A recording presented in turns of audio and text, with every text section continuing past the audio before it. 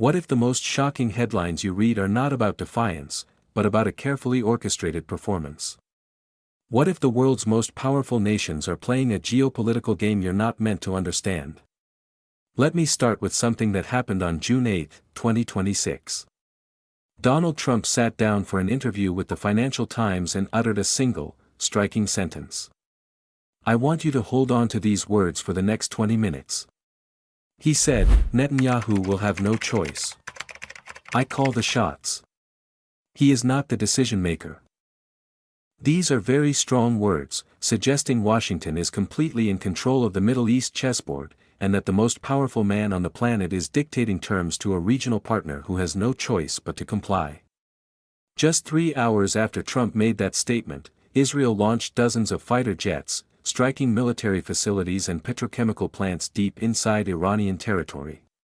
The White House remained completely silent, no confirmation, no denial, no press briefing. Immediately, mainstream media outlets worldwide ran the exact same headline: Trump has lost control, Netanyahu has defied America, Israel is doing whatever it wants. Senator Chris Murphy, a Democrat, quickly took to social media, writing, "This war has been humiliating for Trump and American power generally." When Trump announces he's going to call Netanyahu and tell him not to retaliate, and within hours Netanyahu retaliates, the humiliation just compounds. This is the story the media wants you to believe, and it's easy to understand why many accept it. It has a very satisfying narrative logic: the underdog outsmarts the bully, the small country outmaneuvers the superpower. It's a great story. But today, I'm going to do something almost nobody in mainstream media is doing right now. I'm going to present 3 competing theories, analyze each one honestly and fairly using actual data from the last 48 hours, and then let you decide which one is closest to the truth. 3 theories, the same set of events, yet only one framework truly explains everything. Are you ready? Let's begin. Before we break down the evidence, I need to introduce these 3 theories by name, because without understanding the categories, you can't properly evaluate the evidence. The first theory is called "tail wags the dog." Most of you have probably heard this phrase before. The idea is simple: normally, the dog wags its tail, the dog is in control, and the tail simply follows. But sometimes in politics, this relationship flips. The smaller actor, the tail, ends up controlling the larger actor, the dog. In this case, the theory suggests Israel is the tail, America is the dog, and Israel has been wagging America into this war. Netanyahu is portrayed as craftier than Trump, dragging Washington into a conflict the United States didn't fully desire. When Trump tried to stop Netanyahu from retaliating against Iran, Netanyahu ignored him, proving that the tail is wagging the dog, not the other way around. This is the theory that CNN, the BBC, and most major Western outlets are currently promoting. It's the mainstream narrative. The second theory is called "anti-tail wags the dog," and this is where it gets more interesting. This theory posits that America is not being manipulated by Israel. Instead, America is actively using Israel as what we call a proxy, a regional instrument to carry out strategic objectives that Washington cannot or will not pursue directly. When American and Israeli interests perfectly align, the United States steps aside and allows Israel to act. The public theater of disagreement, Trump saying, "Don't do it," Netanyahu doing it anyway, provides America with the necessary cover. America gets to appear as the peacemaker while still achieving its military and geopolitical goals. The third theory, and this is the framework I'm going to build for you today, I call the theater of consent. This goes one step further than the second theory. It suggests that not only is America using Israel as a proxy, but both parties are jointly choreographing a performance. Each side is playing a different role for a different audience. Trump needs one image for American voters, while Netanyahu needs a completely different image for Israeli voters. Critically, both sides needed Iran to retaliate. That retaliation was not an accident, it was the goal. 3 theories, let's take them one by one. Let me start with theory 1, and I want to be very honest and fair about this. I dislike it when people dismantle a weak version of an argument they disagree with. That's not intellectually honest. So, let me give you the strongest possible version of tail wags the dog. Here's the case for it. Trump called Netanyahu directly and told him not to retaliate. Multiple sources confirmed this. American officials stated that Trump genuinely believed he had convinced Netanyahu to hold off. Trump was so confident that he told the Financial Times on the record, he will have no choice. I call the shots. He made that public statement before Israel attacked. And then Netanyahu completely ignored him. This isn't even the first time. The week before, Trump had a phone call with Netanyahu that, by Trump's own admission, did not go well. Trump confessed to reporters that he had cursed at Netanyahu, actually cursed at him, because of Israeli military operations in Lebanon. The President of the United States was so frustrated with the Israeli Prime Minister that he was swearing at him over the phone. On top of that, consider the domestic political pressure Netanyahu was under. Naftali Bennett, a former Israeli Prime Minister and Netanyahu's main political rival, publicly stated that if Netanyahu followed Trump's wishes and held back, it would prove Israel was no longer a sovereign state. Think about what that means for Netanyahu heading into what is expected to be a very competitive election. He cannot afford to appear as though he takes orders from Washington. He needs to project the image of an independent commander acting solely in Israel's interests. So, the logic of tail wags the dog is compelling. Netanyahu had strong incentives to defy Trump. He has a history of doing exactly that, and the surface facts, Trump said stop, Netanyahu didn't stop, seem to confirm the theory. This is a strong argument, it has internal logic, it has evidence, and it explains why many serious analysts in Washington still defend this narrative. But here is the problem, and this is the single most important question in this entire video, so I want you to pay close attention. If America genuinely wanted to stop Israel, why didn't it use its actual leverage? Consider this carefully. America provides Israel with almost its entire advanced weapons arsenal, bunker-buster bombs, cruise missiles, precision guidance systems. America operates the air defense network that protects Israeli skies, including the Aegis destroyers in the eastern Mediterranean, the early warning data, and the mid-course trajectory tracking. America shares the intelligence that Israel uses to plan every single one of these strike missions. All America had to do was cut off one of these, just one, and Israel could not have operated the way it did on June 8. But America did not cut off any of them, not one. America continued to provide full military cover for Israel, even in the hours immediately following the Israeli attack on Iran. Even after Israel had supposedly humiliated the President of the United States on a global stage. You don't continue to protect someone who just embarrassed you in front of the entire world, unless you weren't actually embarrassed, unless that was the plan. This is where we need to move to Theory 2, because Theory 2 offers 5 specific pieces of evidence that Theory 1 simply cannot explain. Theory 2, anti-tail wags the dog. Let me walk you through 5 independent sources, and I want to emphasize this, these are not from Iran, not from Hezbollah, not from Russia. These are from Western research organizations and from American politicians themselves. Source number 1, the Democracy for the Arab World Now organization, DAWN, based in Washington. DAWN concluded that American policy has transformed Israel from a close ally into what they call a regional proxy force. They stated directly, without hedging, that the crimes committed by Israel in the region are indistinguishable from American crimes, because Israel is executing American objectives. The difference is that no American soldiers are dying in the process. This is a Washington-based organization saying this, not Tehran, not Moscow, but Washington. Source number 2, Al-Shabaka, a Palestinian policy network with international scholars. Al-Shabaka argued that this war is not a spontaneous conflict and not a product of Israeli manipulation. They called it the product of a deliberate strategy. They described it as a joint colonial and imperial project between the United States and Israel, designed to eliminate resistance forces and reshape the entire Middle East region according to their shared interests. Source number 3, and this is where I need you to really pay attention, because this one is extraordinary, United States Senator Lindsey Graham, a Republican, one of the most senior and influential voices in American foreign policy. He said this publicly, proudly, on the record. He stated that controlling 31% of the world's oil reserves from Iran and Venezuela would be a massively profitable investment. And he called that scenario, "Are you ready for this, China's nightmare?" Let that sink in for a moment.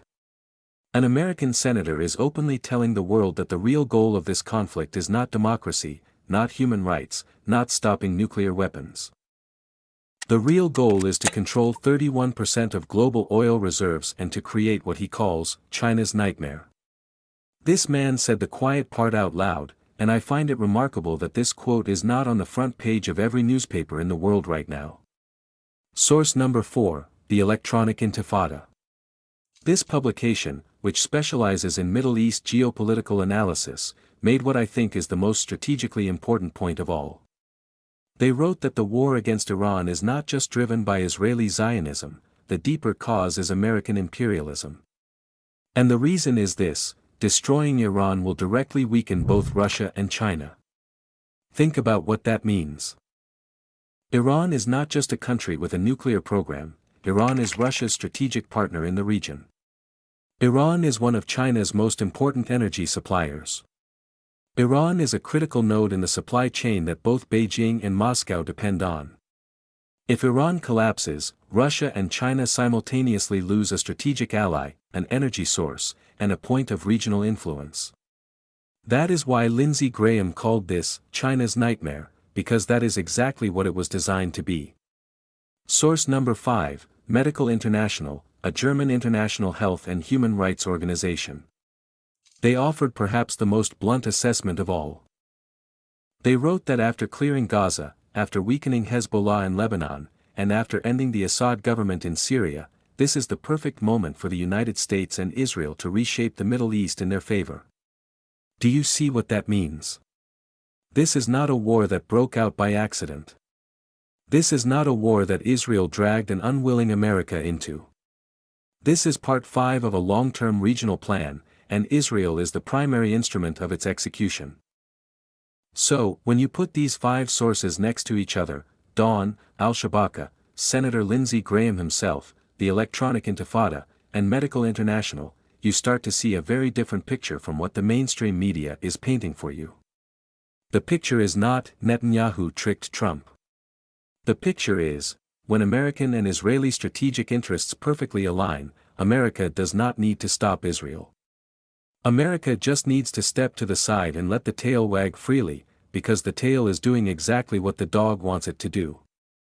Now, let me give you the granular data, because theory without data is just storytelling, and I want you to be able to verify everything I'm saying.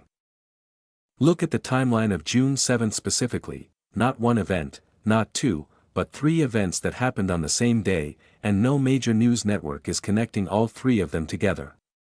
Event number 1. On the morning of June 7, Treasury Secretary Scott Bessent invoked the International Emergency Economic Powers Act, IEEPA, to seize and redirect Iranian frozen assets. How much? Between $12 and $24 billion. This money was designated to compensate Saudi Arabia, the United Arab Emirates, and Kuwait for war damages. Now, why is this more than just a financial measure? Why is this a weapon?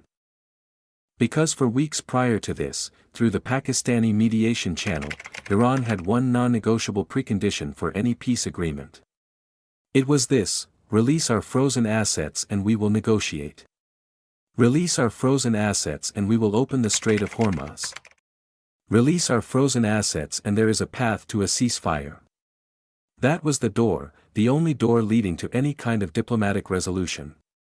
On the morning of June 7, the United States did not just refuse to open that door, they slammed it shut with $24 billion and handed the key to Riyadh. Iran's Deputy Foreign Minister Kazem Garibabadi responded immediately, stating that Iranian assets are not a compensation fund, not war spoils to be distributed. And Iran froze the diplomatic channel on the spot. Now, watch the timing. On the same morning that America economically slammed the door on Iran's only diplomatic lifeline, the same morning, the Financial Times published Trump's interview in which he said he was very close to a deal with Iran. Think about that. On the same day you destroy the foundation of any possible deal, you tell the world you're almost done with the deal. That is not a contradiction, that is a performance. Event number 2, later that same afternoon, Israel bombed the Dehi neighborhood in the southern suburbs of Beirut. 2 people were killed, 11 wounded. But here is the critical detail.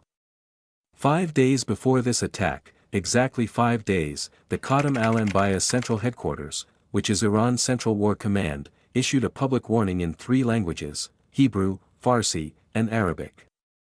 The warning stated clearly, any Israeli attack on Dehi will immediately trigger Operation True Promise 5. 3 languages, 5 days in advance, broadcast widely. Iran could not have been more explicit about where their red line was. Israel crossed it anyway. Event number 3, the Saudi Arabian television channel Al Hadith reported that Israel had coordinated in advance with the United States on the Beirut strike. American officials did not confirm this. They also did not deny it. In diplomatic language, a deliberate non-denial is not carelessness, it is a statement. If that report were false, the White House would have issued an immediate denial, standard operating procedure. They did not. So, on June 7 alone, you have America seizing $24 billion of Iranian assets and closing the economic door, Israel bombing Dehi and crossing Iran's publicly declared red line, and evidence of prior U.S. Israeli coordination that Washington refused to deny. These are not 3 separate stories. These are 3 branches of one plan. Now, here is where I want to add a dimension that almost nobody is talking about right now, and this one is going to change the way you understand everything we just discussed. The question is this: why did Iran retaliate so fast? Israel bombed Beirut on the afternoon of June 7. Within just a few hours, not days, not a week, just a few hours, the IRGC had already launched waves of ballistic missiles directly at the Ramat David Air Base in northern Israel. Now, normally, for a country to decide to launch ballistic missiles at another country, what do you need? You need a cabinet meeting. You need consultation with the supreme leader. You need to weigh the diplomatic consequences. You need to prepare the operational plan. In any country in the world, that process takes days at minimum. Iran did it in hours. Why? The answer is a military doctrine called Mosaic defense. Let me explain how this works, because I think this is one of the most important things I can teach you today. Iran does not have a single centralized command structure for military decisions. Instead, they have 31 provincial IRGC commands. Each one of these commands has what we call pre-delegated authority, meaning they're authorized in advance to independently initiate strikes when a predetermined condition is confirmed. Think about it this way: imagine you have 31 soldiers standing guard at 31 different locations, and the general already told them, if this specific alarm goes off, you don't call me. You don't ask for permission. You fire immediately. That is Mosaic defense. And what made True Promise 5 different from all the previous operations, True Promise 1 through 4, is this: the previous 4 operations were reactive. Iran responded after the fact. After something happened, Iran would deliberate, decide, and then act, a normal process. True Promise 5 was different. For the first time in Iranian military history, the operation was pre-announced as a conditional tripwire. The Qasem al-Anbiya command published a trigger condition 5 days in advance in 3 languages for the entire world to see. This meant that when the provincial IRGC commands received confirmation that Israel had bombed Dehi, they did not call Tehran. They did not call the Supreme Leader's office. The confirmation of the trigger event was itself a standing order. They fired automatically. And here is the implication that I want you to sit with for a moment. If Iran's retaliation was automatic, and everyone knew it would be automatic because Iran had announced it 5 days in advance in 3 languages, then the United States and Israel knew exactly what was going to happen the moment they authorized the Beirut strike. They knew Iran would fire. Israel would then have a justification to escalate directly into Iranian territory. And America would be collecting real-time combat data on Iran's actual remaining missile capabilities, data that contradicted what Trump was telling the public. Because remember, Trump told NBC News on June 7 that Iran's military had been destroyed, that Iran retained only 21 or 22% of its pre-war missile stockpile. His exact words were, "We have totally destroyed their military. They have some missiles left. They have some drones left." But classified American intelligence assessments put Iran's actual remaining capability at 70%, 70, not 21, but 70. So, either Trump didn't know the real number, or he did know and chose not to say it. Either way, when Iran launched 10-plus ballistic missiles in 3 waves at Ramat David, the Aegis destroyers in the eastern Mediterranean were feeding real-time tracking data to Israel's Arrow 3 and David sling systems. Both sides were collecting live performance data from an actual wartime engagement. Iran was being used as a live-fire test target for the integrated American-Israeli air defense network. And Iran didn't even know that was happening when they pulled the trigger. Now, let me put Theory 3 together, because this is where all of these threads converge. I call it the theater of consent. Here is the core idea: in game theory, when two actors share the same strategic goal but need to maintain different public images for different audiences, they will stage a visible disagreement while privately coordinating. Think about what each side needed from this situation. Trump needed a specific image. He needed to look like the peacemaker, the deal maker, the man who was trying to end the war. He needed that image for American voters exhausted by military conflict. He needed it for Wall Street investors worried about oil prices. He needed it for NATO allies demanding American leadership and stability. So, Trump had to publicly resist Netanyahu. He had to be seen calling Netanyahu and saying, "Stop." He had to be seen being defied. Netanyahu needed a completely different image. He needed to look like the sovereign warrior, the leader who does not bow to any foreign pressure, the man who makes decisions based on Israeli interests alone, regardless of what Washington says.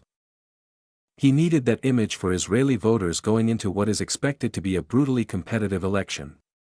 And he needed it to shut down Naftali Bennett, who was already saying publicly that if Netanyahu follows Trump, Israel is no longer a sovereign state. So, when Trump says, "I call the shots," and Netanyahu attacks anyway, what actually happened? Trump got footage and quotes for the American media showing his peace effort. Netanyahu got footage and quotes for the Israeli media showing his independence. And the attack happened. Both actors got exactly what they needed. The theater served both audiences simultaneously. And underneath the theater, American Aegis destroyers were still tracking Iranian missiles. American intelligence was still feeding Israeli strike packages. American CENTCOM was still enforcing the naval blockade that neutralized Iran's economic leverage. The theater of disagreement is the mechanism, the strategic coordination is the substance. Now, let me bring all of this together in one picture. Then I want to give you 3 specific things to watch for in the next 72 hours. $12 to $24 billion of Iranian assets seized on the morning of June 7, closing the only economic door to negotiations. Israel bombing Dahi that same afternoon, crossing the red line that Iran had announced publicly in 3 languages 5 days in advance. 31 IRGC provincial commands firing automatically within hours, exactly as advertised, exactly as planned. 10-plus ballistic missiles targeting Ramat David in 3 waves, providing live combat data for the U.S. Israeli Integrated Air Defense Network. The White House staying completely silent afterward, never once denying prior coordination with Israel. America continuing to protect Israel with full naval and air defense support immediately after the supposed humiliation. And Senator Lindsey Graham openly declaring with pride that the real strategic goal is to control 31% of global oil reserves and to create what he called China's nightmare. When you look at all of these facts together, not separately, but together, one question becomes unavoidable: if Netanyahu was genuinely defying Trump, why did every single American action on June 7 and 8 serve Washington's long-term strategic interests perfectly? Seizing Iranian assets serves American interests. Triggering Iran's automatic retaliation serves American interests by generating escalation justification. Israel attacking Iranian petrochemical infrastructure serves American interests by degrading Iranian economic capacity. Collecting live Iranian missile data serves American interests for the next phase of the conflict. This is not the result of chaos, this is the result of coordination. And the Lindsey Graham quote, China's nightmare, 31% of world oil, that is the footnote that Washington accidentally left visible. That is the actual goal, not Iran's nuclear weapons, not Israeli security, not the people of Lebanon. The goal is to control the energy architecture of the Middle East, to strangle the supply lines that Russia and China depend on, and to do it using Israel as a forward operating instrument. That is what "anti-tail wags the dog" actually means. The dog is not being wagged by the tail, the dog is letting the tail move freely because the tail is doing exactly what the dog needs done. We're almost at the end, and I want to give you 3 very specific things to watch for in the next 72 hours, because this is how you test any geopolitical theory. You make predictions and see if the evidence matches. Prediction number 1, watch the IRGC statements, not CNN, not Fox News. Read the actual IRGC statements. The IRGC described Operation True Promise 5 as a warning shot. Their message was explicit, this was controlled escalation. If Israel stops attacking Lebanon, Iran stops. But if Israel continues to strike Lebanese territory, particularly Dahi, the Mosaic defense structure will automatically trigger the next chain in the sequence. No deliberation required, no authorization needed from Tehran. So, watch whether Israel actually slows down its operations in Lebanon. That is the single clearest indicator of whether Washington genuinely wants de-escalation, or whether the escalation ladder is still being climbed on purpose. Prediction number 2, watch what the White House does not say. If America was genuinely humiliated by Netanyahu, they would issue a formal, explicit denial of prior coordination. Not through a social media post. Not through an anonymous official.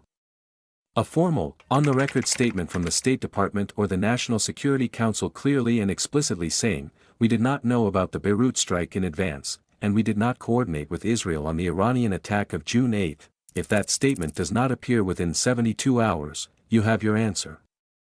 Because governments deny things they need to deny. Silence is consent. Prediction number 3, watch the oil markets and the Treasury market together. Senator Graham told you the endgame, 31% of global oil reserves, control the energy, create China's nightmare. If Iran is pushed into a position where it can no longer threaten the Strait of Hormuz, watch who benefits. Not Israel. Not Saudi Arabia. The beneficiary is the petrodollar system. The beneficiary is the flow of capital back into American Treasury bonds. The beneficiary is Washington's ability to fund its debt at favorable rates. Follow the money. That is always the most honest map. Here is your homework, and I'm serious about this, I want you to actually do this.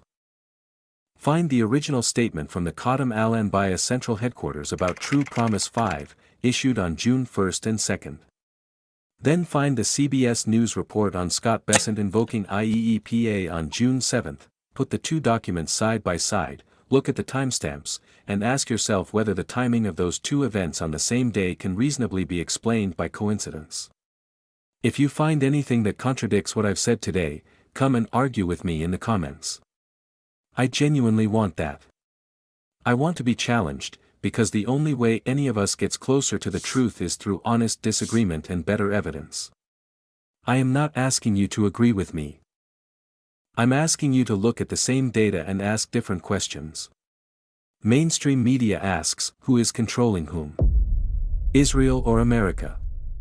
The question you should be asking is this: why do both sides need the world to believe they're in conflict, and who benefits when we believe that? That is the real question, and I think if you sit with that question long enough, and you look at the data we covered today, the IEEPA timing, the Mosaic defense tripwire, the Lindsey Graham quote, the White House silence, you will start to see something that the nightly news is not designed to show you. I'll see you in the next one.